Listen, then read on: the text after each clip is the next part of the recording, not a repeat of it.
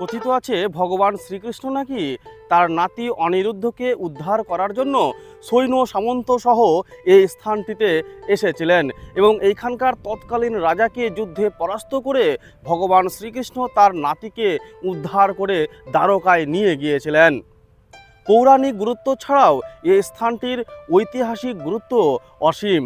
মৌর্য, গুপ্ত, কুষাণ, পাল, সেন ও তুর্কি যুগের নানান ইতিহাস এই স্থানটির মাটিতে, আকাশে, বাতাসে মিলেমিশে একাকার হয়ে রয়েছে। বন্ধুরা, কথা বলছি দক্ষিণ দিনাজপুর জেলার গঙ্গারামপুর ব্লকের অন্তর্গত বানগড় নামক ঐতিহাসিক প্রাচীন একটি জনপদ। ইতিহাস আর জনশ্রুতির অমুক টানে চেপে বসলাম ট্রেনে। বাইরে দুর্বার গতিতে পেছন পানে ছুটে চলেছে সোনালী ধান ক্ষেত আর কৃষকের কর্মব্যস্ততা। আজ গন্তব্য দক্ষিণ দিনাজপুর জেলার অন্যতম সমৃদ্ধ একটি ব্লক।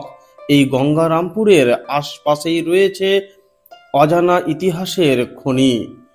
টোটোয় চেপে টোটো করে স্টেশন থেকে মাত্র 5 কিলোমিটার মতো দূরত্বে ভগবান শ্রীকৃষ্ণের জনশ্রুতি নির্ভর 5000 বছরেরও বেশি পুরনো বানগড়ে এসে পৌঁছালাম অবশেষে।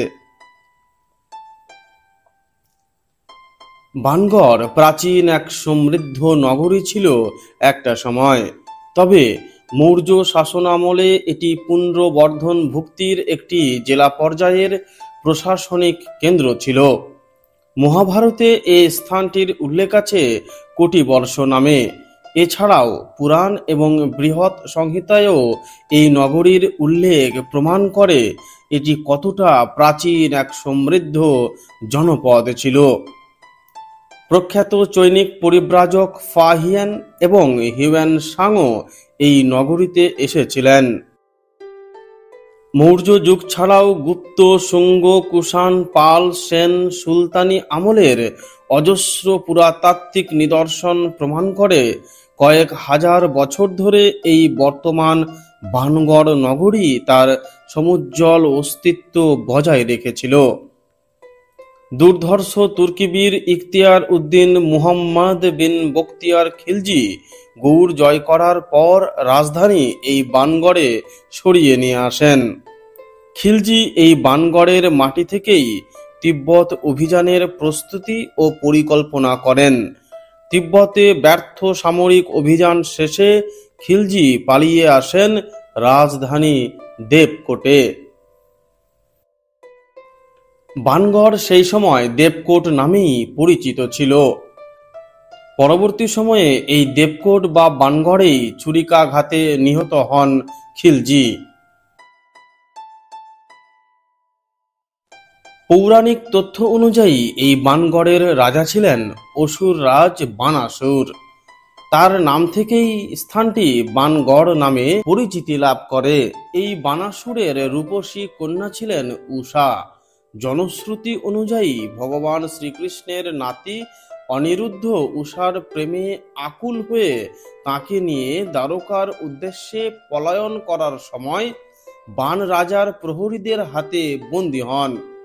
খবর পেয়ে পরমেশ্বর শ্রীকৃষ্ণ নাকি নাতিকে উদ্ধারের জন্য ছুটে আসেন এবং অসুর রাজ বান শ্রীকৃষ্ণের কাছে যুদ্ধে পরাজিত হয়ে মেয়ে উষার বিয়ে মেনে নেন এবং এই বানগড়েই অনিরুদ্ধ এবং উষার বিবাহ সুসম্পন্ন হয়। আমার নাম হচ্ছে মানুয়েল রুনিয়া।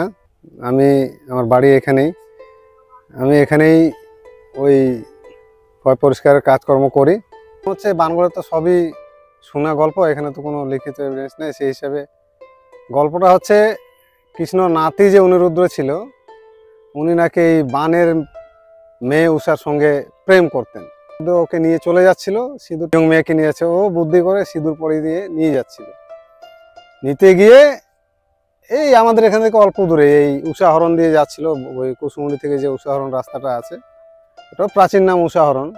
ওই রাস্তা দিয়ে যাইতে নিয়ে ওই হঠাৎ করে বানের এখানে টের পায় যে উষা তো নেই বাড়িতে, ব্যাপার কি, কোথায় গেল।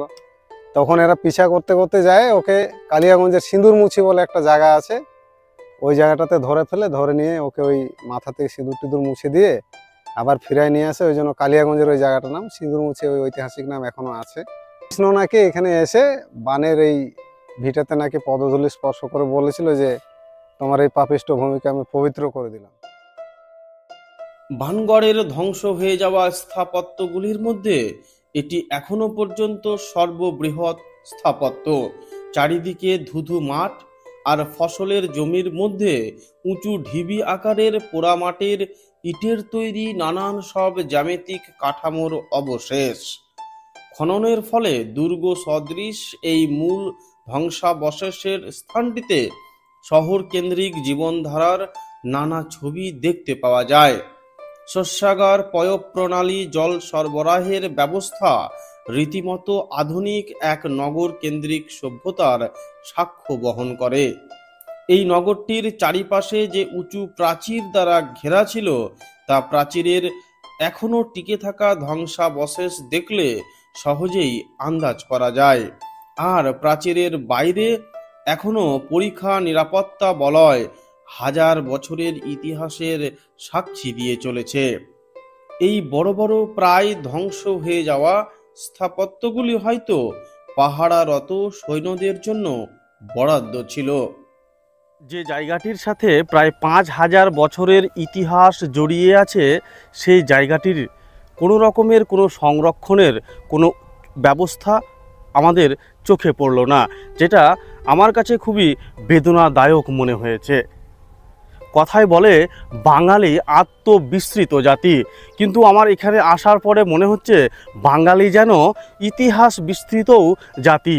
যে জাতি তার নিজের ইতিহাসকে মনে রাখতে পারে না, যে জাতি তার নিজের ইতিহাসকে সংরক্ষণ করে না, সে জাতি তো আত্মবিস্মৃতই জাতি হবে, সে ব্যাপারে কোনো সন্দেহ নেই।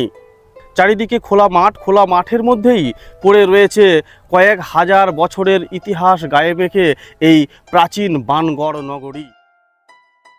এই স্থানটি থেকে পূর্ব দিকে আরও একটি উঁচু ঢিবির মতো দেখতে পেয়ে আলপথ ধরে হাঁটতে থাকলাম। এখানেও বানগড়ের প্রাচীন ধ্বংসাবশেষের কিছুটা খনন করে উদ্ধার করা হয়েছে, তবে এখনো এই উঁচু ঢিবির বেশিরভাগটাই অনাবিষ্কৃত থেকে গেছে।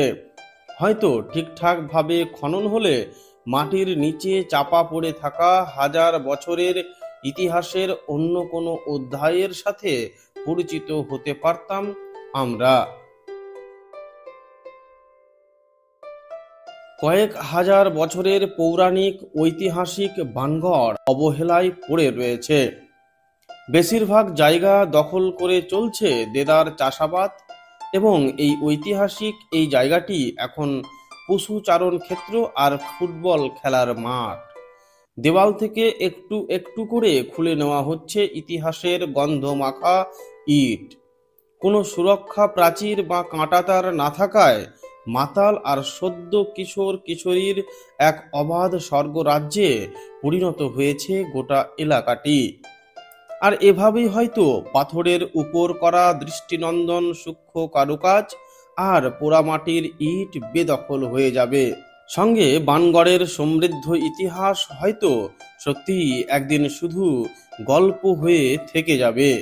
সরকারের সদিচ্ছা থাকলে হয়তো বনগড় হয়ে উঠতে পারত ভগবান শ্রীকৃষ্ণের স্মৃতিধন্য ঐতিহাসিক এক সুপরিচিত পর্যটন কেন্দ্র।